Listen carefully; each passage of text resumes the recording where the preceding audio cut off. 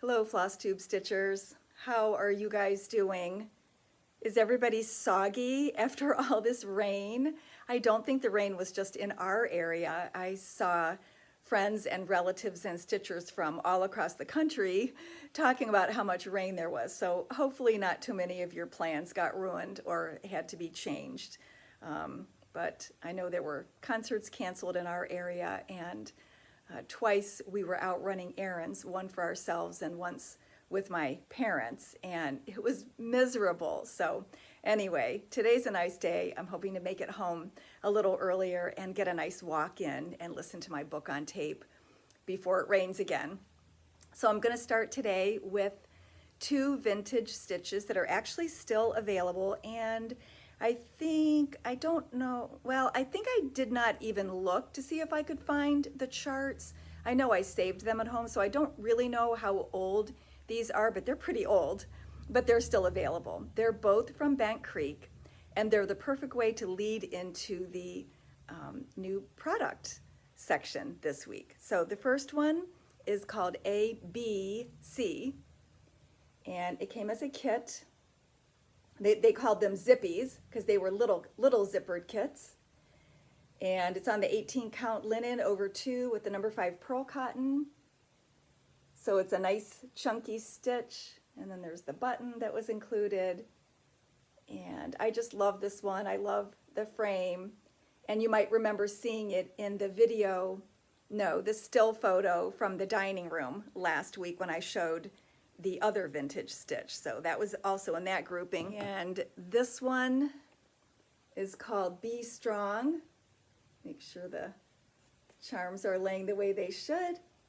This was part of their zipper series because these were the bigger pouches. Again, with the 18 count linen and the pearl cotton. And I love how they add specialty stitches to these, so there's a lot of texture.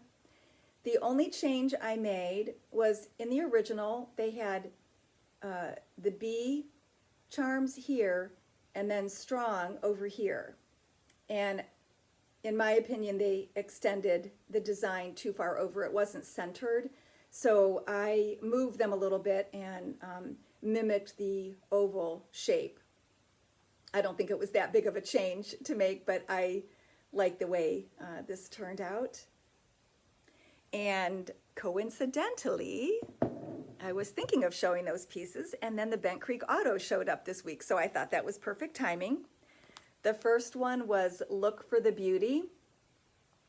And although the picture looks gray, the fabric is actually the 32 Country Mocha vintage Zweigart fabric, which is, more of a beigey golden color. But I think I'm going to have to do that. It includes, let's see, there's no chart on the back. It includes these tiny, tiny, tiny little flower buttons. Then the next one is Oodles of Summer, which some customers have been patiently waiting for quite some time. Oodles of Spring came out in 2013, and then I think winter was 2014 and autumn was 2016. So I don't know why there was a delay in this series, but stitchers want to do all 4 seasons. So they've been waiting for that. Be in My Bonnet by Lori Holt had Stitch Card I come out. And then the 3 ornaments that Homespun Elegance usually does each year came this week. The sampler ornament is Believe in Santa. And then there's the flag waving Santa.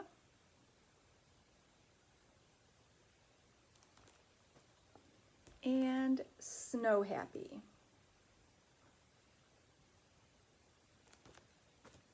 Then Leela Studio. I discovered recently that I've been saying her name wrong. It's Leela, not Lila.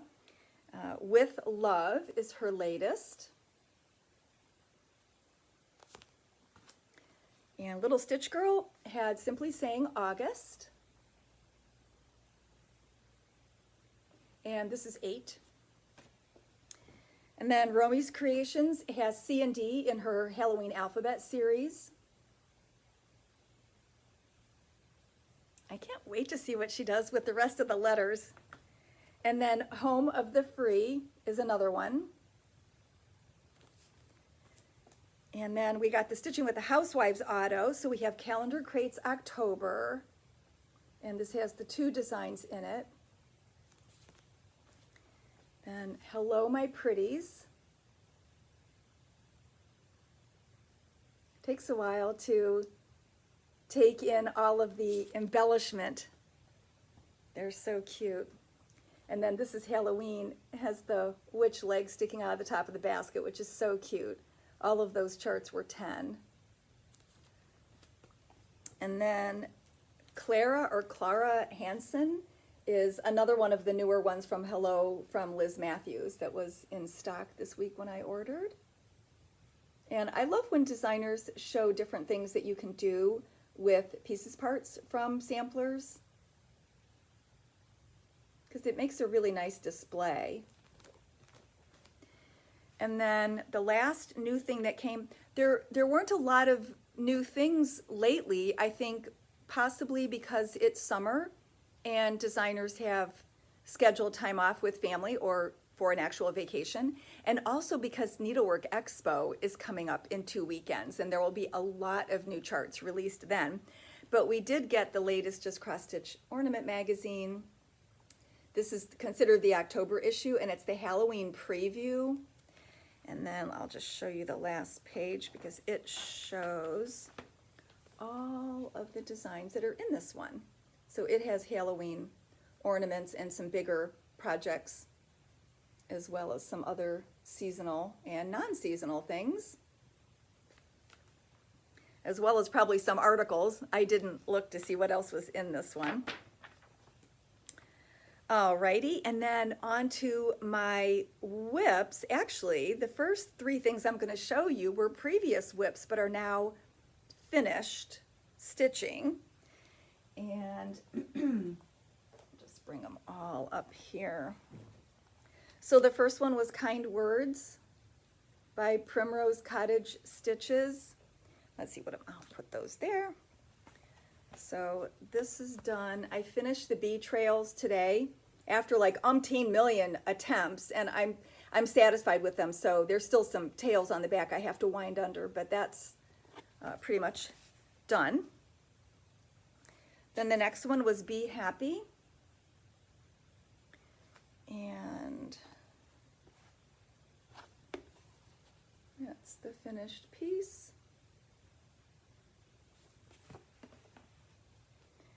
And the third one was a new chart last week, Bumblebee Kisses. And this I did, because I showed this on social media, but I don't think I told you guys.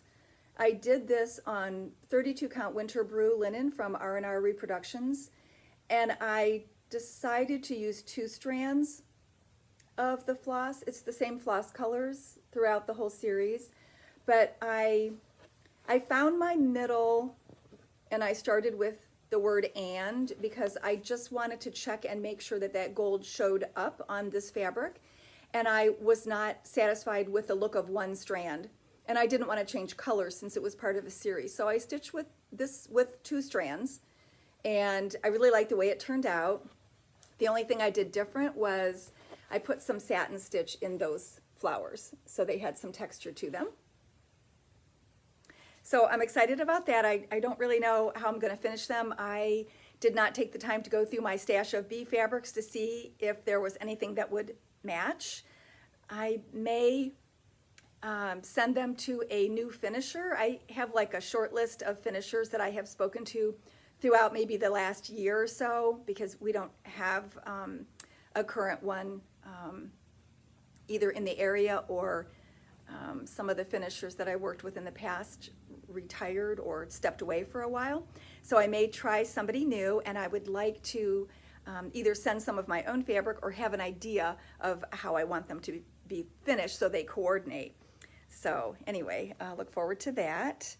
And then my whip is something that I think I showed you maybe in 2019, because I don't remember working on this last year, but I didn't take the time to go through the videos to check it out. But I was working on Bee Virtues from Country Cottage Needleworks, and I'm doing it, I love saving the tag with the fabric so I remember. I'm doing it on 32 Wren Belfast from Picture This Plus.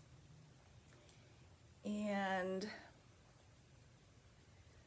what I did this week was I finished the skep and I added all of the light blue flowers, so 8 flowers. And I think that might have been it. There were some tails on the back that needed to be wound under. I think that's all I did. I need to add the bees, and there's white stitches in the center of the flowers. So I need to add those, but it's pretty much done. Why did I put it aside for so long? Well, I know a lot of you stitch with 1 strand on 32 count, and I do like that. I may have tried the white first and didn't think it was showing up enough. I don't remember now, it's too long, but I usually do start in the middle. So I either started with the words and then maybe I added the white, and I didn't care for how it looked with 1 strand. I don't remember what happened, but I decided to use 2, and then I kept thinking, it seems so lumpy. So it did look better after I put it on a Q-snap. It stretched out a little bit more and the stitches looked like they were filling in better. And then I wanted to talk about one thing. So I stitched 1 stitch at a time, going across a row and then back again, and then starting at the front again. And we may have talked about this before, but I have newer viewers, or maybe you've forgotten or didn't watch that video. I know there are customers that do not like to stitch that way because they think they know that the stitch looks different at the bottom. There's some kind of slight, and I know you won't be able to see it on this, but there's some kind of slight overlap of the thread when you stitch 1 stitch at a time, and it is a smoother look when you go across the row and back again. Well, when you're using a subtle over dye, then you don't see as much of the color change. And so you have to kind of make the decision in the beginning, is your thread variegated enough that you'll still see the color change if you do decide to go across 1 row or back, or do you want to enhance the color change by doing each stitch individually? Does it bother you? On 28 count, I don't think it's as obvious, and 1 strand isn't as obvious, but there's something about 2 strands on 32 count where it looks that way. So when I got to the skep, I thought, oh shoot, I've really made a mistake. I don't think I like how lumpy this all looks. Well, like I said, it did look better once I put it on a Q-snap. I work in hand a lot, so I don't always use a Q-snap. But then I decided that since a skep is a basket and they're not smooth, that I didn't care. I kind of liked, if it looked lumpy in places, it wasn't going to bother me. So that helped me move on and get working on this, and this should be finished in a night or 2. So, because I just have the bees and a little more white to put on there.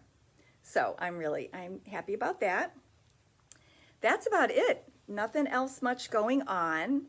I am going to include a video at the end of the mayhem at the dog agility show at the Medina County Fair. It was extra entertaining this year because a lot of the youth that were showing their dogs were first timers. It was their first year training their dog for agility. I just thought it was really funny, and I had chosen 2 dogs after watching them outside for a while.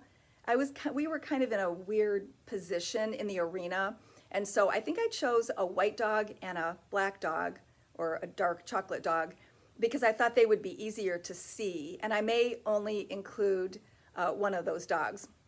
But anyway, it was very entertaining. And when we go to a local county fair, and there are 3 pretty close to us because of where we live, we like to choose an activity, either hands-on or something to watch. I mean, it could be a concert.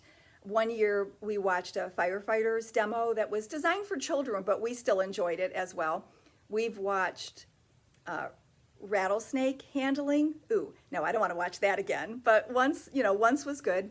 we've seen magicians and musical acts and whatever else. So we usually like to pick an activity to do. So this time it was watching the dog agility show.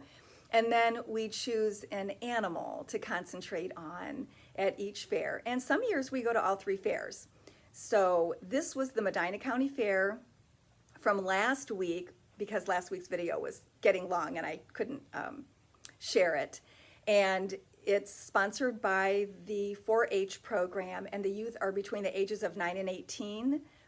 And we just like to support them in their endeavors by watching and clapping and whatever. Some years we watch them practice showing their animals. A couple years ago, I don't know if I talked about this or if it was before I started doing FlossTubes, but a few years ago we watched the youth handling pygmy goats, and it was interesting to hear the judges and the sponsors giving them reminders about how to hold their animal and what the judges would be looking for, and to try to present the animal in the best way possible. So that's fun too, even when we don't get to see the actual competition. And then I usually like to see the needlework, and I was really disappointed. I was all set to take a little video of it and talk about it, and there was just nothing there. I did recognize one person's name who won some big ribbons, so I may ask her if she'll take photos of her pieces for me. But there was really nothing, there was nothing to photograph. It was pitiful. And they had improperly stretched stamped cross stitch in the middle of the display, and that annoyed me and offended me. So I didn't take any pictures. There's usually more needlework at the Cuyahoga County Fair, which is the county that our shop is located in. And because of the weather and our schedule this week, we didn't get there. So rain and other previously scheduled responsibilities that we had, so we didn't get there. So we're gonna try to go to the Lorain County next week, and maybe I'll take a video of the needlework if it's worth showing you. So anyway, enjoy this, or stop now if you don't wanna watch it. And I hope you have a great week. Thanks for watching, and I'll see you next time. Bye.